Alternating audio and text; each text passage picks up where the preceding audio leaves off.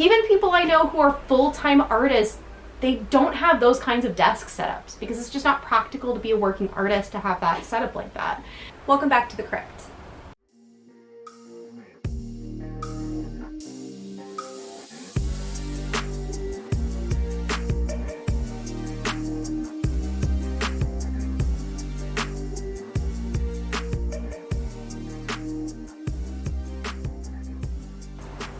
Sorry if I look a little frazzled. I just got back from time with a friend of mine. Happy NaNoWriMo time to everyone who is participating. If you aren't participating, I hope your projects are going well regardless, whatever stage your projects are in at this time. I did a really good session yesterday. So far I'm loving doing the outline, but I'll talk more about that later in the month because it's only been one day, right? I want to talk a little bit about writing setup. A lot of people do this in Preptober, but for me, my setup was thrown together near the end of October, so I didn't have time to film it until now.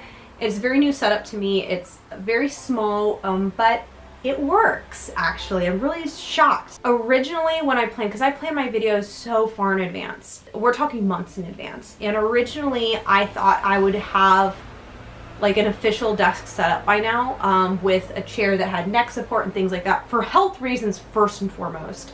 I'm in my 30s now and my back is starting to have like permanent pain, and problems are lasting me weeks instead of just days. So I have to be a lot more gentle with my body now that I'm getting older.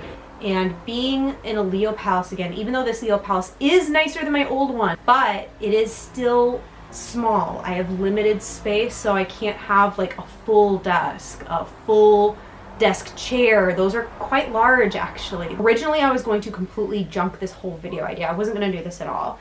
But then I was like, well, wait, that doesn't make any sense because I do have a desk setup. It's just very modest compared to what I was gonna have. Why am I comparing myself to other writers? And I realized something, that a lot of the desk setups that you see on this platform, most media platforms, are very much unobtainable for most of us, honestly. Do I even know anyone with a desk setup like that in real life?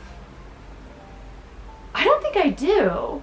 Even people I know who are full-time artists, they don't have those kinds of desk setups because it's just not practical to be a working artist to have that setup like that.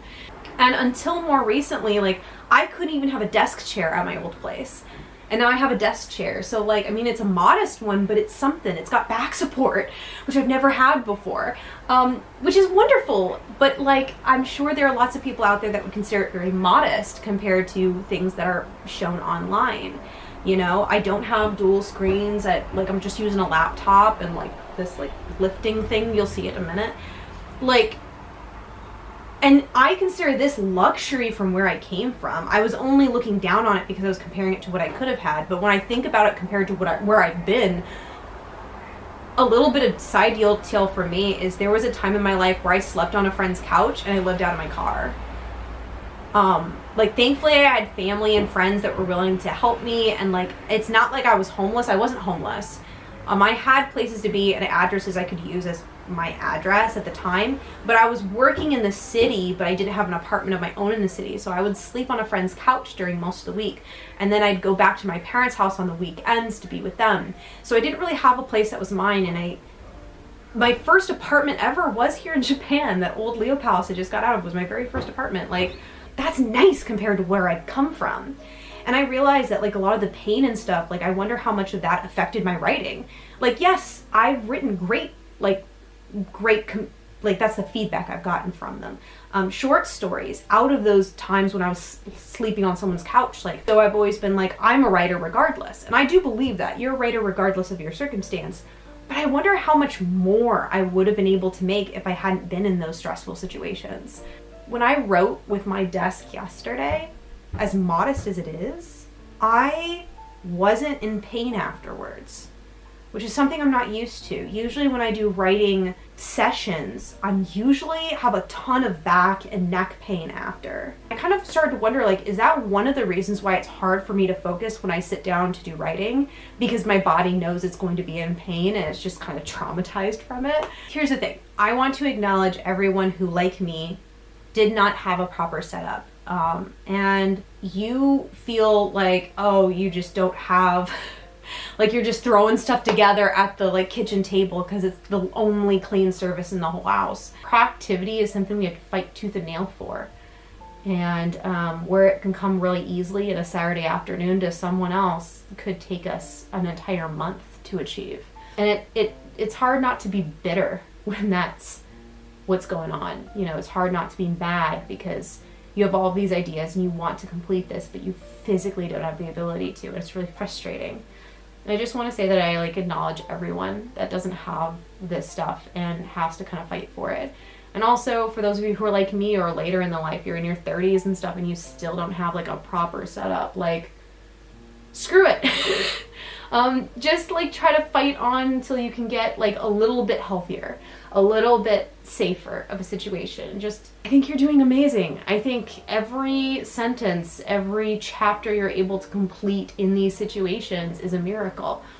Because doing this under these circumstances is hard. It's hard to write when you're sleeping on someone's couch and you don't have any peace, you don't have any quiet, you don't have any space where you feel safe.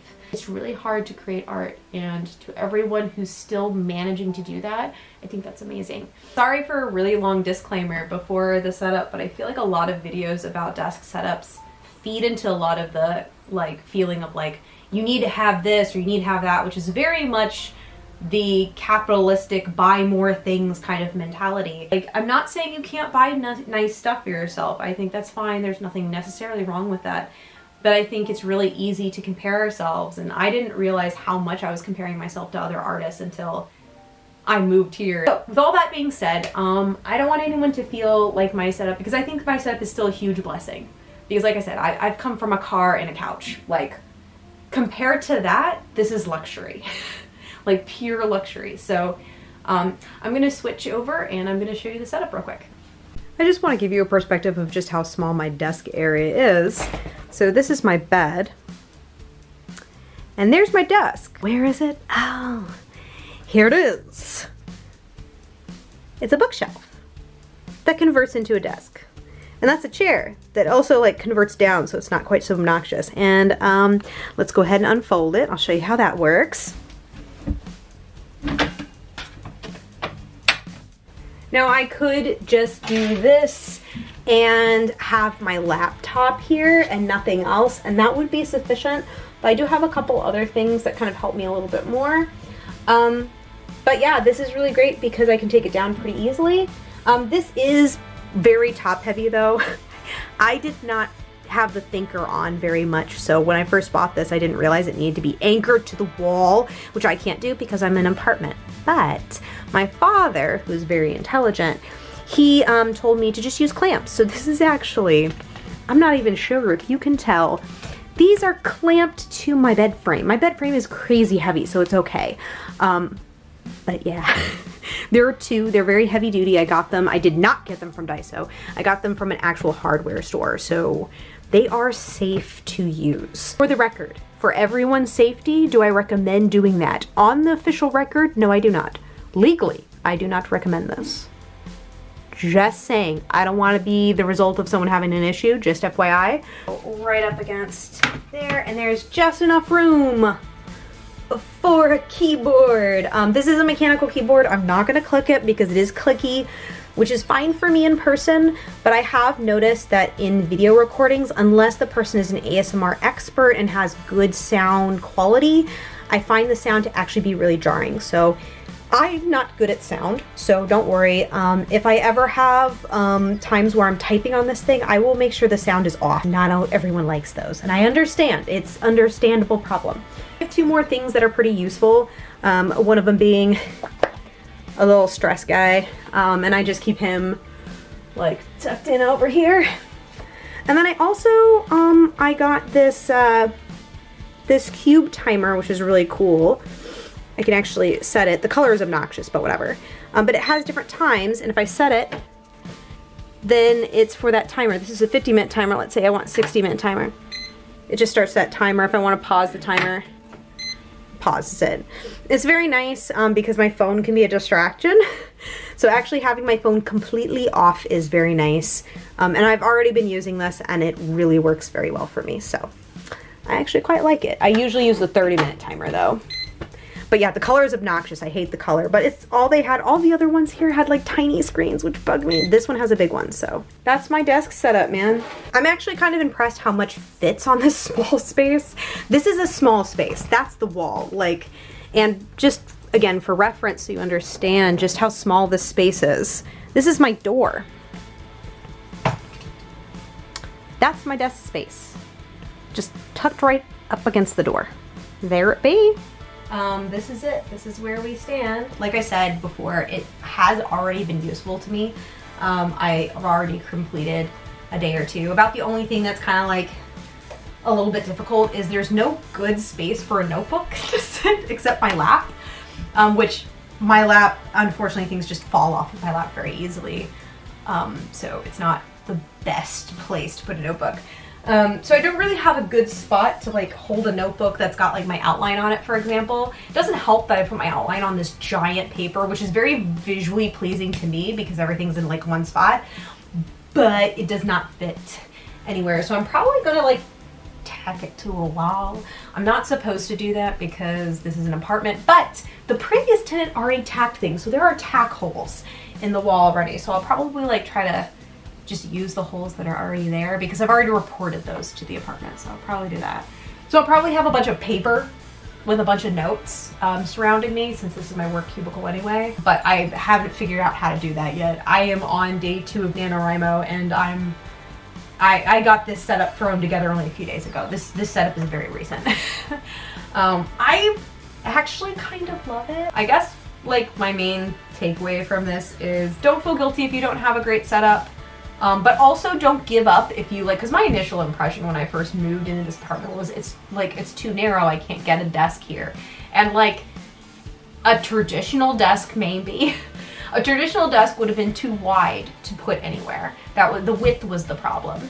But this worked.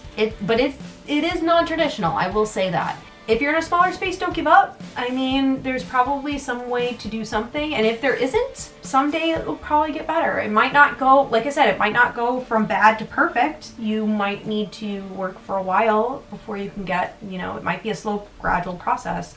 Let me know how NaNoWriMo is going for you if you are participating in NaNoWriMo. If not, how are your projects going? I know some of you are doing lots of editing right now, and I hope that is going really well for you. I'm probably going to be returning to doing a lot of editing stuff in December. So stay tuned for that. But thank you guys so much for watching, and I hope you have a lovely, lovely November. Yes, before I forget, I do have 2 live streams that will be happening this month. Times will be on the screen, just so if you're interested in joining me for live stream stuff, that's the time to do it. My last one was going to be more like kind of reflection. I might have some sprint stuff, but it's going to be mostly like reflection on the end of the event and stuff like that. So if you want like a toned down kind of thing, that'll be that. So the only real stream I'm going to have where I'm going to be doing sprints is going to be on the 13th. So I'm having a lot of boundaries with how much I'm online during NaNoWriMo because I find that it can be very distracting for me. Overall, it's fun, don't get me wrong, but it can be distracting. So I am having a lot of boundaries with that. So thank you guys so much for watching. I hope to see you guys there. And again, have a great, great November. Also, this is like strawberry pomegranate and it's so good. Pure sugar though. Pure sugar.